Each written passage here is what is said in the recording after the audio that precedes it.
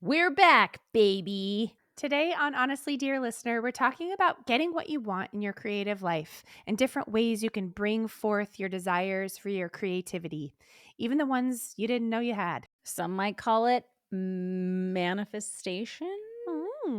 We're two childhood best friends talking about creative mindset. I'm Emily Hatch. And I'm Carrie Schaefer, and this is Honestly, Dear Listener. Honestly, Dear Listener. Woo! I think the format that we grew up in is so weird, and yet it was so normal. So just to set the scene, Emily and I went to the same private Christian school from like 6th grade to 9th grade. When I abruptly left because I couldn't fucking take it anymore. Once she left the private Christian school, I was like, well, I'm done here. And then I promptly got me to public school, just like she did, except it was a different public school than her because we lived on opposite sides of the town. Okay, so to set the scene, accelerated Christian learning was the curriculum, which is very like Southern Texas Christian, like uber conservative Christian curriculum, right? And the whole idea was you had PACEs, which were like little workbooks, and you had math, English, social studies, science, and word building, which was like learn what words mean and how to, Spell them. and how to spell them. It was one of my favorite books, by the way. It was too, mine too was the purple one. I still remember all the Yes. different colors. Me too. By the way, really quick, social Yeah. studies was green. Mm-hmm. I remember because I fucking hated it. Okay, that's all. Well, and social studies was like not even real history. It was like changed to meet its very conservative values of Yeah. like, it was great. Everything was great. This was manifest destiny. God gave us this land, even though we stole it. That's okay. No, they don't say that we stole it. That's No, for sure. no. It was just yeah, like I mean, I know that's what you're saying, but like they would never They would have never. said any of it. But we had to memorize. This is part of the hell, which is why like I just want to say, we just like they'd have honor system basically. You read these paragraphs upon paragraphs of in air quotes facts, and then you would have to answer questions about the facts upon facts. This is why I hated it so much. My reading comprehension is poor because I think I have attention issues. And when you're in a tiny little cubicle just reading on the honor system that you won't flip back and you're afraid to go to hell, so your honor system is pretty damn strong, it is hell to try to remember anything. You weren't supposed to flip back? There were some that you had to just read and not go back and look. And it was like at the end of the page, it would be like, don't look, you sinner. Uh, Anyway, Right. so those were the kind of days we had in a tiny cubicle. We weren't allowed to speak. You face the wall, right? And then right above, like forehead level, you had this long fluorescent light that flickered in your Fluorescent. eyes, Yes. Oh my right? God. And Yeah. that's what lit your little cubicle workspace. You had these like big wooden dividers between you and the next person. Yeah. And in front of you was this cork board that you hung up your goals for the day, how many pages in your PACE, i.e. your workbook you had to get done, and your In which scripture verse. subjects? Yes. And so literally what you did all day long was face the wall Of your goals of your goals, and constantly scriptures. burning into your brain like, oh, this is what we're doing. And then you taught yourself, Mm-hmm. right? And so what would happen if you had a question, the way that you could signal to the teacher was that we had the American flag, teeny American flag and a teeny Christian flag and an X in like this little holder stand. And you would put that on top of this like divider right in front of you thing up on the wall. And that signified to someone who didn't have a teaching degree that was an adult that you needed And help. always an asshole, except for like one teacher that we kind of liked who is still not great. I know they were almost all of them were dismal. Terrible people without any background in teaching at all. None whatsoever, and because it's a Christian school, right, which is exempt from any kind of, like, state proficiency, anything, it was fine. So that's what we did all day long. Every day, Yeah, except Wednesdays. except Wednesdays when we had Chapel for hours. We had to wear certain types of dress up clothes on chapel day. I would always rip up my stockings because I like to play basketball, so I would just take my shoes off and rip the shit out of my stockings, and my parents thought it was charming, thank God. But yeah, chapel day was, like, our only reprieve on the normal weekly basis. Mhm. But I'm saying, like, it wasn't normal for us to do any labs or any, like, No. no science especially, like, Well, why would who you? believes in science? I remember watching science videos, Mm. science labs of, like, dissection, but they were videos of somebody else doing the dissection, like, you didn't get to do it on your own. Anyway, what Emily and I were saying at the top of the program? At the top of our program. Sorry, that was so dumb. At the top of our program, we were talking about specials and how we, like, lived for lecture classes, which is essentially what they were. It was like somebody got up and talked like a human and was like, "Here's how this works and this da da dee," and we were, like, starved for that. Because after sitting in your dumb cubicle all day long, you were like, "Human interaction, please." I mean, no wonder I got in trouble for talking all the freaking time. Like, every single quarter, we got report cards home and, exhibits self what was it? Self-control. Exhibit self-control. I had an NI every single time, which stood for needs Needs improvement. improvement. Yep. Every single time. I did not have 1 quarter in my whole from 4th grade to ninth grade at that school that they were like, "No, you're doing good in the self-control department." And now I'm putting it all together. It's because this social gal was facing the wall with fluorescent in her face the whole time. They put us on opposite I think, if I recall, they used to separate us by so you had to score your own work. You had to get permission to score your own work, which means you had to put up a different flag, like the Christian flag was, "I just need permission to score my own work on the honor system." Oh my god, no wonder I'm so fucked up. Anyway, so they used to put us, like, on opposite sides of the room because, "Hi, guys, you're on a podcast where we just talk and talk and talk." This is what it was like, except way worse, a lot more fart jokes, Oh, yeah.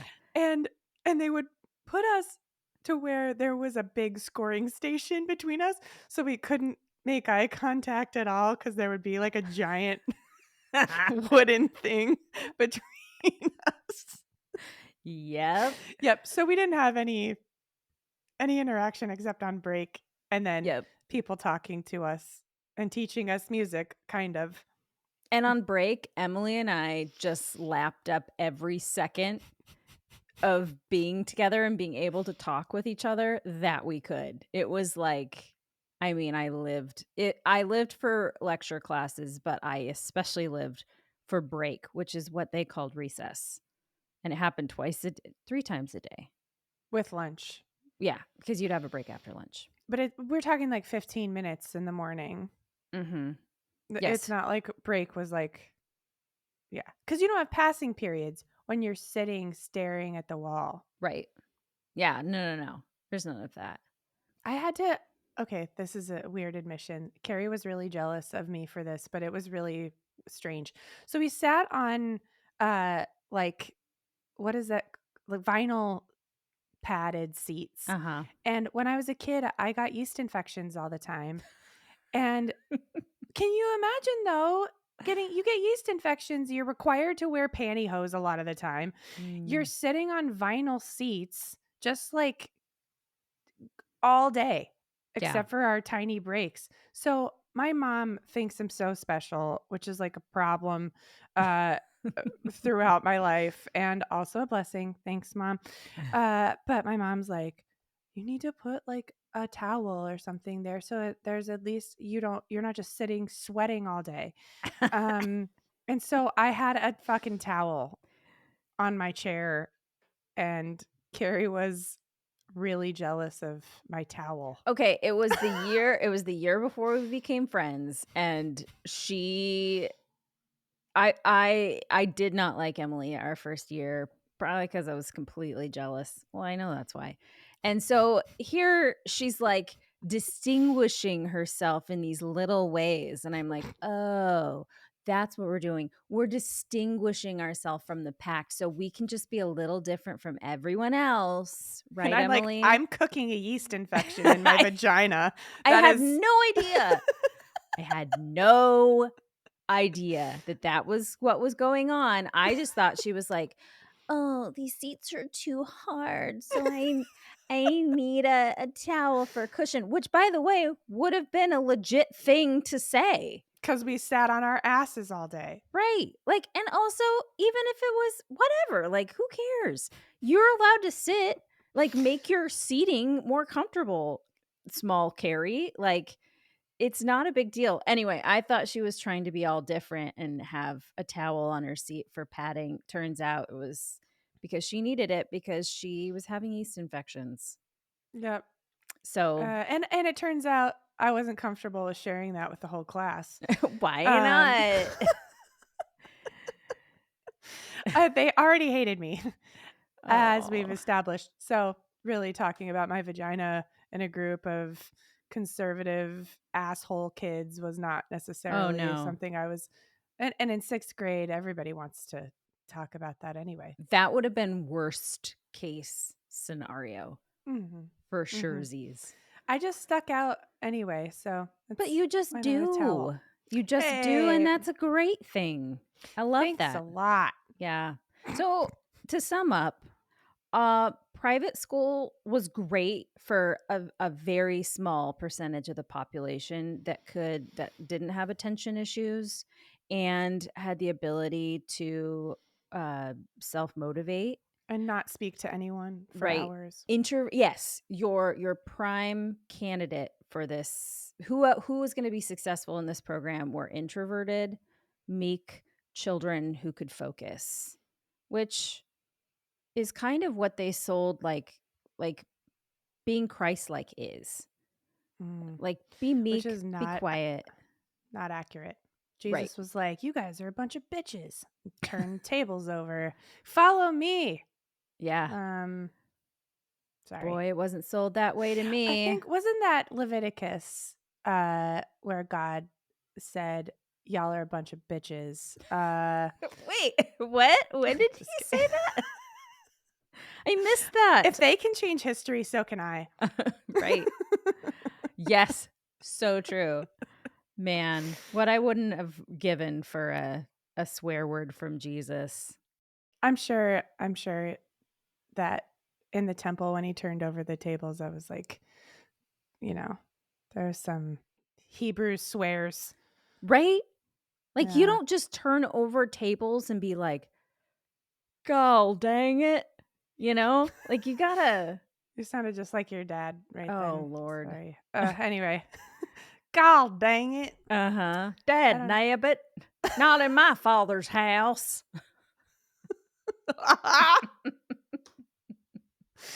uh, well, so last week and the week before, we were really going through it in a way that was unsalvageable in some respects. And this week, perhaps still going through it, but salvageable. Um, I always want this is taking an odd turn, but I always want to like have something uplifting to bring to the table for this podcast because it's not that fun to listen to people be sad when you're sad and you're like, I thought this was about like motivating our creativity and you guys are bummers. So I felt weird about that. But you know what? What this really is us telling how things are happening in the creative in a creative life honestly. Mhm. And honestly, we feel like shit sometimes. And honestly, we are affected by oppression and weird stuff that's going on that happened in our childhood. That's honestly what happens. And we have to fight it all the Mhm. time.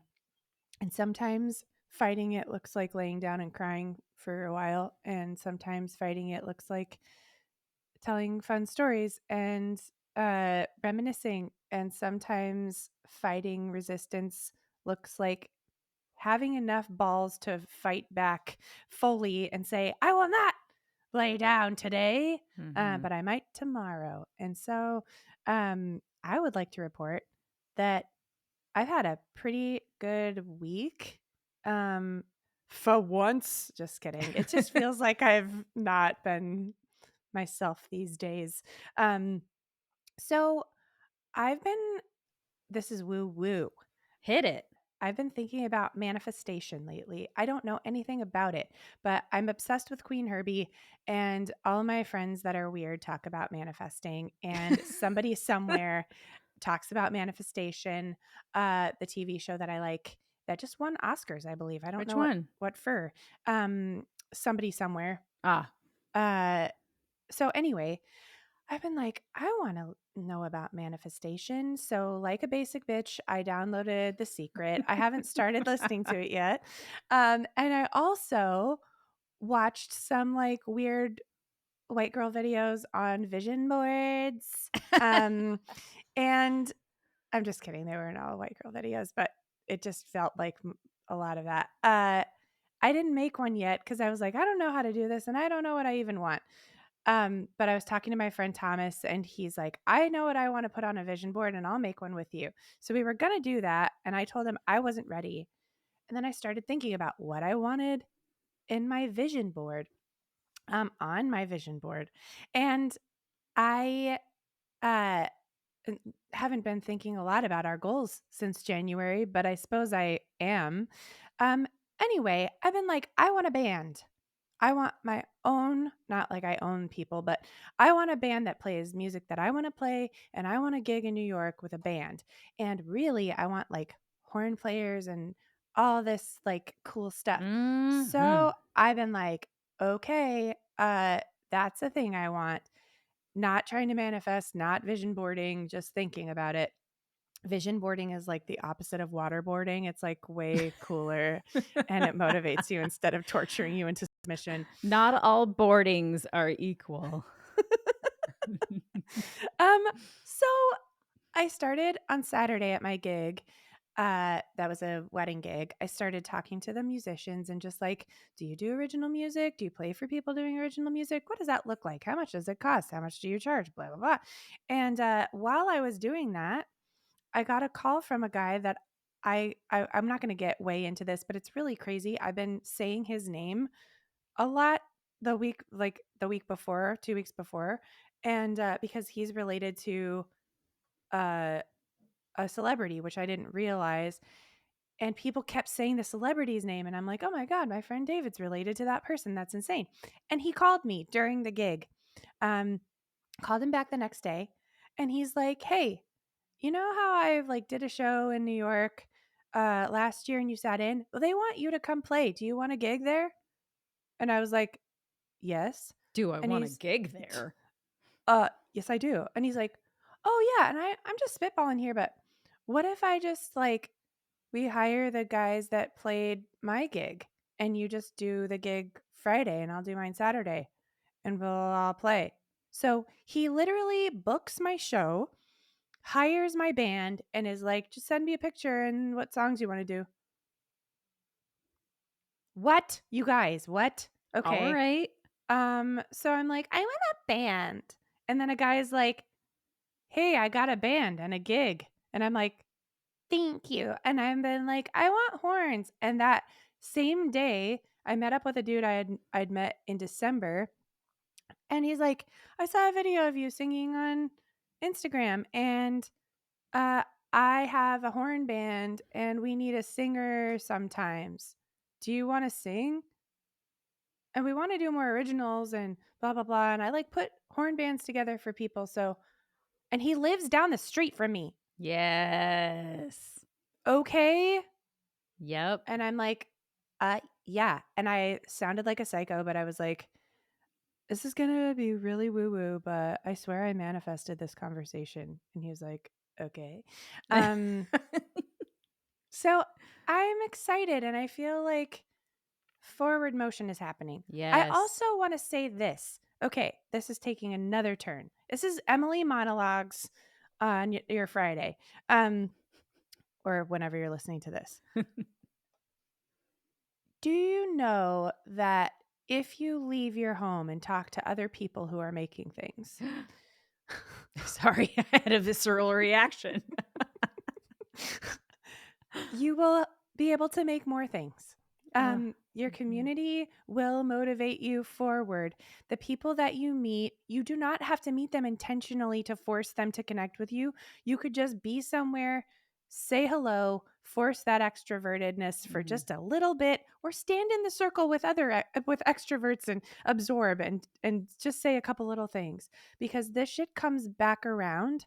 mhm. And my whole career has been mostly based off of me just showing up and meeting people, not having any idea that they were even who they were, in air quotes, just talking. And then, hey, we talked about this last time I saw you a year ago or whatever. Do you want to do this? I've been thinking about blah, blah. Like just showing up, man. Wow. The horn band guy, our friend that lives in the neighborhood invited us. He like bartends down the street. He invited us to come to this cute little Christmas concert thing. And he's like, I don't know exactly what it is, but I was like, that sounds so fun. It was at a dive bar. So we went and had a drink and I sing Away in a Manger because I'm like, no one's gonna sing that.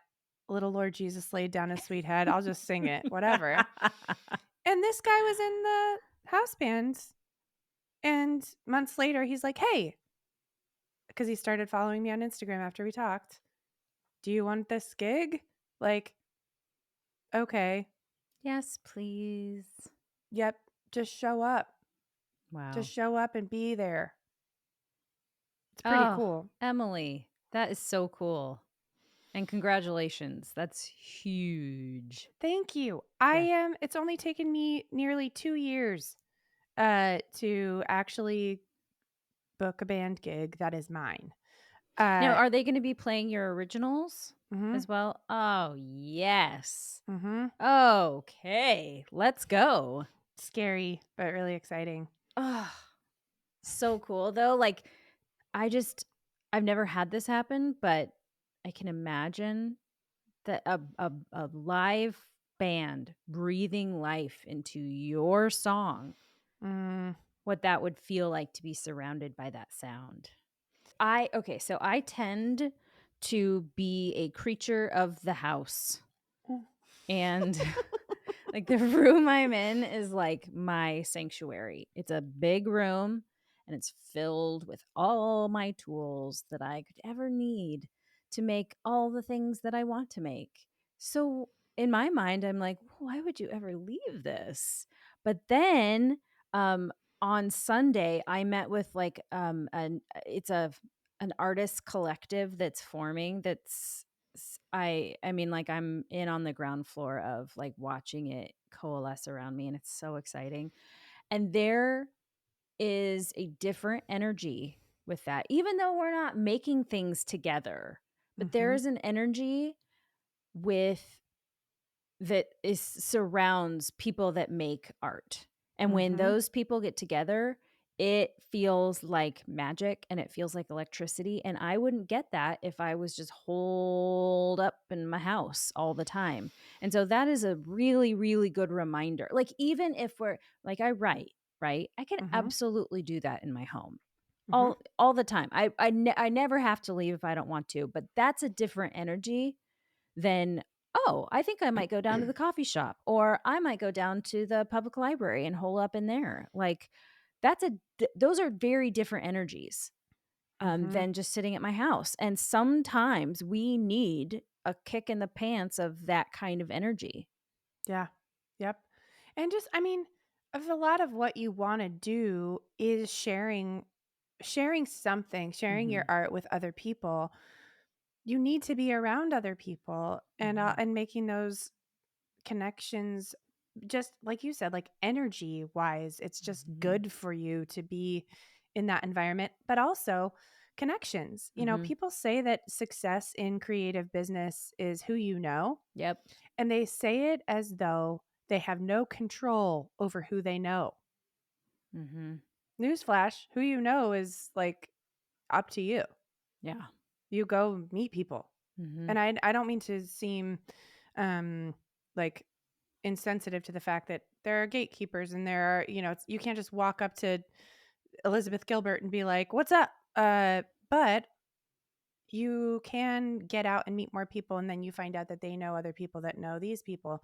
And you don't have to be in New York City to do that stuff. You don't have to be in Nashville. You don't have to be in big cities Mhm. to reach out and make connections with others and in your own small communities as Mhm. well.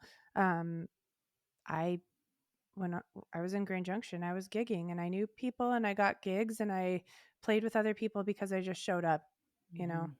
In fact, So, small towns have gems in them. Like, it's mhm. interesting, like, the town that we grew up in had a lot of really good musicians that then ended up, like, well, some of them stayed, some of them ended up going to big cities, Mhm. like yourself, and, but, my gosh, like, you can find gems just where you live in a small town. Mhm. And if you can't find other people that share exactly in what you do or what you make, I'm sure there are artists. Artists are everywhere. Yes. And what's cool about the artistic temperament and the artistic spirit is that in order to be inspired, I don't have to wait until I'm around people that do exactly what I do. I Mhm. can go and be around, like on Sunday, I was around a lady. She has an art show right now in New York City. And even though she and I don't do the same things, we still are artists and we share the same sensibilities. And when we're Mhm. creating, we're using the same muscles. So we can still absolutely talk about what it means to be an artist and creating, and it doesn't matter that we're not making the same stuff, which Yes. I think is so cool about being an artist. It is cool. And we need that shot in the arm. And I think Mhm. especially right now, when Yes. we're having, I mean, obviously like all the things in the world that are happening right now, but when, for example, like Carrie and I not feeling super great right now, this Mhm. is when we need to get out and be around other people and remember that there's good energy flying around that we can catch even if we only catch it for half an hour. you Mhm. know um and when I'm not doing that well, the last thing I want to do is leave my house, Yep. but then I'm always so glad I did once I Mhm. come home. That's right. I'm like, "Oh my gosh, I needed that so bad." Um, Yes. and I've had to force myself, honestly, the last week, and it has paid off, Mhm. you know? So, Emily, as far as manifestation goes, I know you're kind of at the beginning of your manifestation journey. Yeah, I literally have no idea what I'm doing, but ask away. Okay. So, manifestation for a newbie. If I want to manifest in my life, Hmm. what do I do based on the small amount that you know? It's like when you wanna buy a new car and you decided that you really want, like, I don't know, a green Honda Civic, everybody's dream car. I just thought of something I've had before. And you're thinking about getting it and you really want it, and suddenly everywhere you look, you see a green Honda Civic. And you're like, I take that as like a sign that I'm on the right path or whatever. And then you buy the car because you're like, I love it. I see it everywhere. Mhm. Um, it's similar from what I understand. It's like calling energy to yourself that you want, something you want to have or something you want to feel, um, and or people you want to meet. And then Mm. you start, I think what it really is you start looking Mhm. for those positive like reinforcements of the thing, and then you start looking for opportunities, and then you because you're really just opening yourself up Right. Because I can't really believe that it's. I don't know. I'm a little skeptical of things like this, just because of all of our background in woo woo shit. But I I can't imagine it's anything more than you changing your mind about what you deserve, looking for Mm-mm. it, finding confirmation, and continuing to be kind of obsessively following after it. Do you know what I Mhm. mean? Yeah. Like, I kinda So, wonder if all these opportunities were always there to begin with, but you're mhm, right, things get in the way, like, "Oh, I don't deserve that," or, "No, that" like, you shut it down because you don't deserve it in your mhm, brain, you shut that down before you even get close to it, mhm. or it comes close to you and you're like, "Nope," and you head in the opposite direction, sometimes without even realizing you're doing it. Yep. Yeah, and I think I'm realizing more and more that all I had to do was ask. Ooh. Yeah. And so I think manifestation is asking. And Mhm. what I've noticed as I'm learning some of this and not calling it manifestation until now, um, is it's always just been there, like the universe or God or whoever. It's been right there. And I just had to be like, can I have that? And Mm. then it's like, yep, here you go. Yep. I think this is especially hard for women because we're not socialized to want more than what we Mm-hmm. have, Mm-hmm. and certainly not to go after it, and then to ask for it? Nah, Mm, mm, no. Like, mm. get know your place. Like, Yeah. so I think asking for it is such a what a huge leap, but it's so simple at the same time. Yeah. Yeah. And I have to like fight some shame stuff, as I'm getting more opportunities and realizing all I had to do was just think I can have this and Mhm. ask for it. There's this like voice that wants to come in and ruin it for me and say, all you had to do was this whole time and you couldn't Mhm. even do that. And I'm like, nope. And now I am. Mhm. So thank you very much. Yep. Goodbye. And that teaches me that in the future, when those voices that doubt me come up, I can be like, you know what? This is scary. You're right. This is very scary. But I can just ask. Mhm. And what's the worst they can say? No. Seriously. And the weird thing is, too, that I'm not literally in these cases, I'm not even actually asking. Mhm. I'm asking the universe or I'm asking God or I'm, asking my life Mhm. for something, not a human. And it's I want a band. I want that. Well, Mhm. what do you do? How's that work? Mhm. Here's a band. Okay. So Yeah. I think manifestation to me, like right now, it's asking my life Mhm. to bring me something I want. Yeah.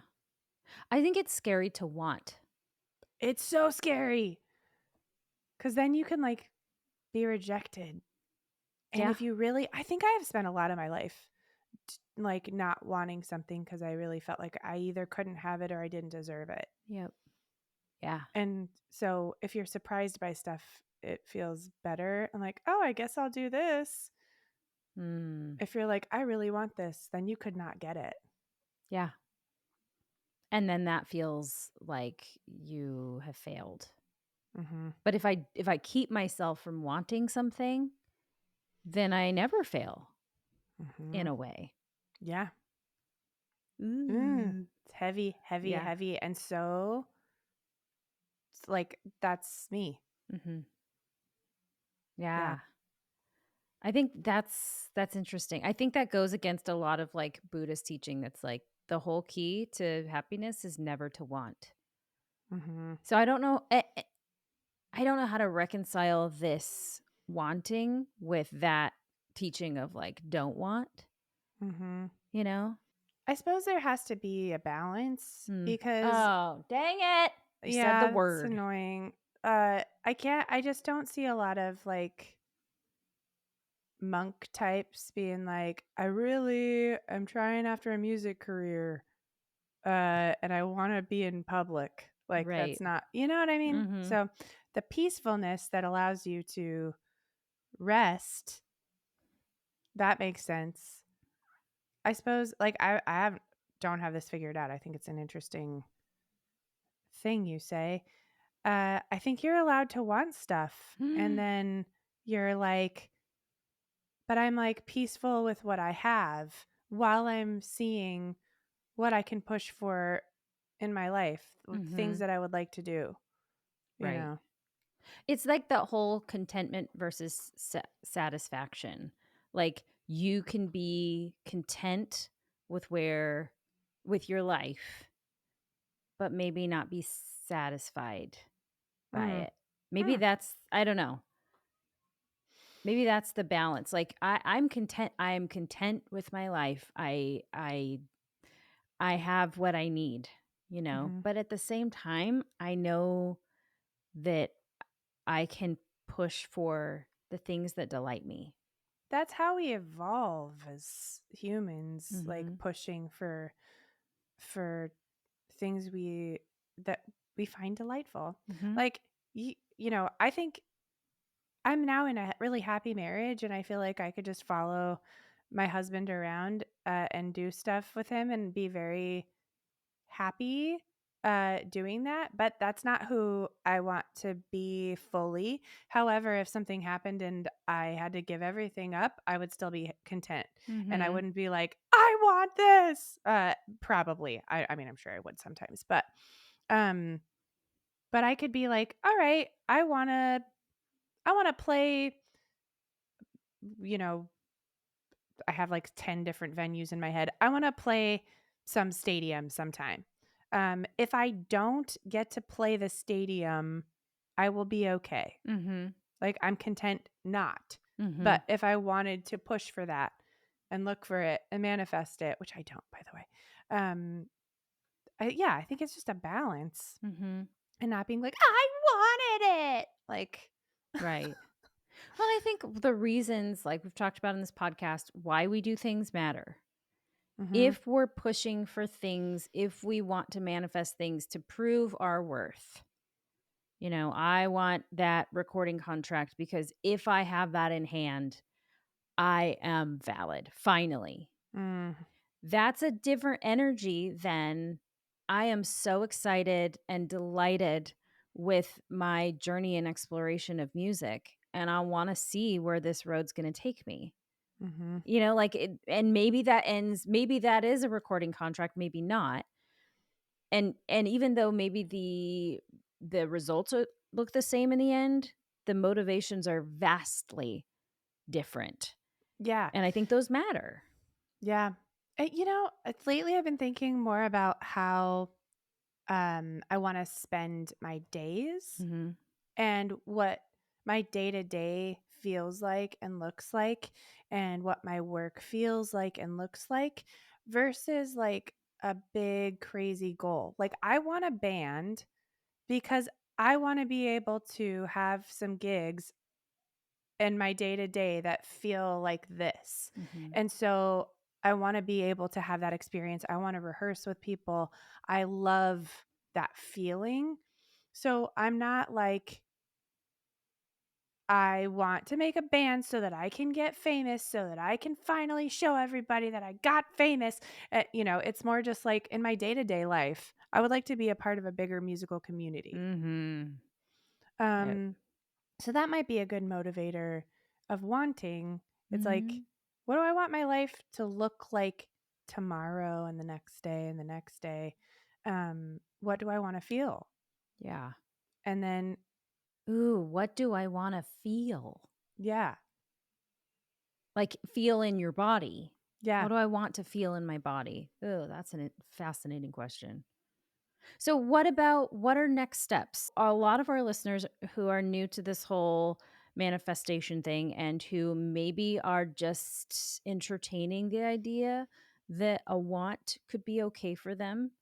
Where do they start and or what's the next thing? Hmm. I am not an expert, but I have ideas. I'll just talk about kind of what I've been doing. Um, and I just want to say, This journey this journey has Mm. taken, a long time because of how much shame and like oppression of religion and divorce and blah blah blah. Like, don't be ashamed, because this is something I've really struggled with. Don't be ashamed if you don't know what you want. Mm. Um Mhm.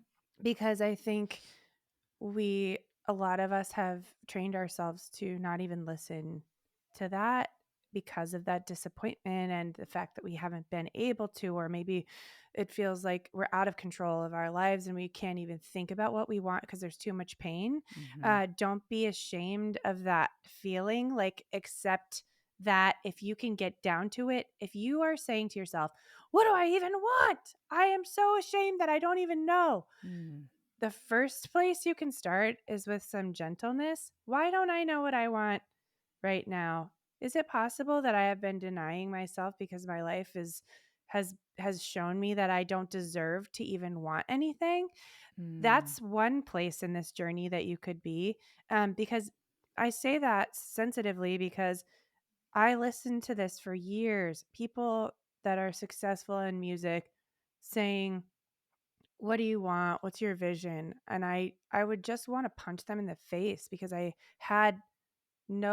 always wanted someone to just tell me what I should do, Mhm. and I would do Mm. it because that's how my life has been.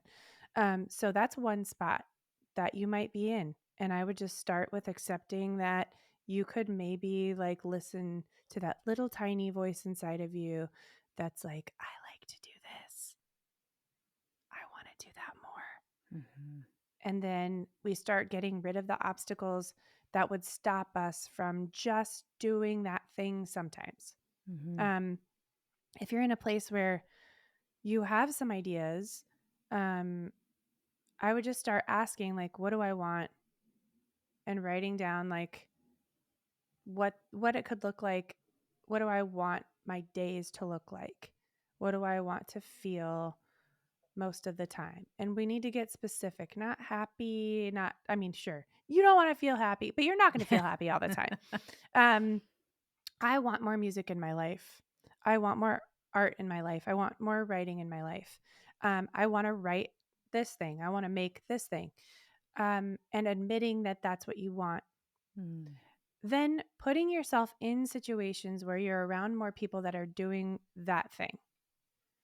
You're going to face comparison, jealousy, all those kind of things. But from a pure place, you just need to be around more people that are courageous in doing those things and want to talk to other people doing them. Mhm. Um, these are just steps of like how to get yourself out of that place of just wanting, I think, anyway. Um, and then you have to accept the things that come because they will. So, as you're thinking about this, life is going to manifest those things for you because you're thinking about it. When you come to a place where you feel somebody asks you to do something, or you hang out with somebody, or whatever, say yes, Mhm. Mhm. unless it doesn't fit at all in what you want. Don't just say yes to say yes. Mhm. But don't tell yourself, okay, I will do that when I'm ready because I'm Mm. not ready yet. Just Mhm. say yes. You will figure it out. Yep.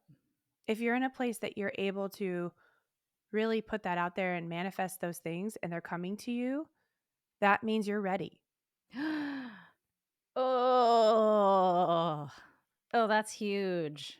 Huge, huge. You Whew. will make the space because the only way to do this art thing is by actually doing it. You Yeah. can't like get good at something you're not doing. Yep. So say yes. Mhm. Um, in fact, after we record this podcast today, I'm like giving a talk to students at a university about career in music, and what that looks like. And I'm doing it with a panel of people who are making their living in music. I feel like a total imposter. Um, but I'm like, yes, of course I will, because I am making my living in music. Yep. Um, and people need to know that that's possible. But I don't feel ready. I would love to have said, and I almost literally was like, oh, I know people who would be great for this, and not done it because I was like, I'm not important enough to talk Ugh, about it, you know? But instead, I said yes, and I will bring a couple friends. nice. So say yes. When the universe hands it to you, accept it. Right. A note for those that are like, I don't even know what I like. I don't even know what I want. I this is what I'm going through in therapy right now, where because I rely so much on the mind and not my body. And I think about it and I'm like, I don't know. And I can spin myself into a quandary. It's a really novel concept, at least for me, to be like, maybe your mind doesn't know, but your body does. So Mm-hmm. paying attention to when I do X, Y, or Z, how does my body feel? Because there are plenty of things that we're quote unquote good at that we're like, well, I should be really into this, but our body is like, I don't like this. Like, how do you feel in your Mm-hmm. body? Noticing how your body feels when you're doing that thing.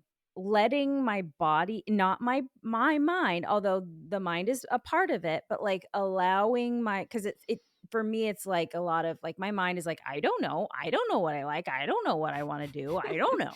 So then like so then using the cues that my body is giving me, and it could be stuff like I've been surprised by like, "Oh, my body is really into this." But, like, I didn't know we were into this. Like, it is Mm-hmm. surprising sometimes what she'll tell me. And, so yeah, like, that might be a good place to start listening when your brain goes, "I don't know." Like, drop into your body and let her inform Mm. at least parts of what do I like or what do I not like. I want to talk about this next week. Me frickin' too, because, it's totally what's happening in therapy for me right now. Because I was like, "Wait, this is so dumb sounding. I have a body?" Like, and it is the source of a lot of, like, deep wisdom. So let's talk about this next week. This is a big deal. Let's do it. Okay, friends, listeners, thanks for today. Thanks for being Yeah, here. and we can't wait to talk to you about our bodies next week, in your body. Body, Body. body. Yeah. All right, until next week.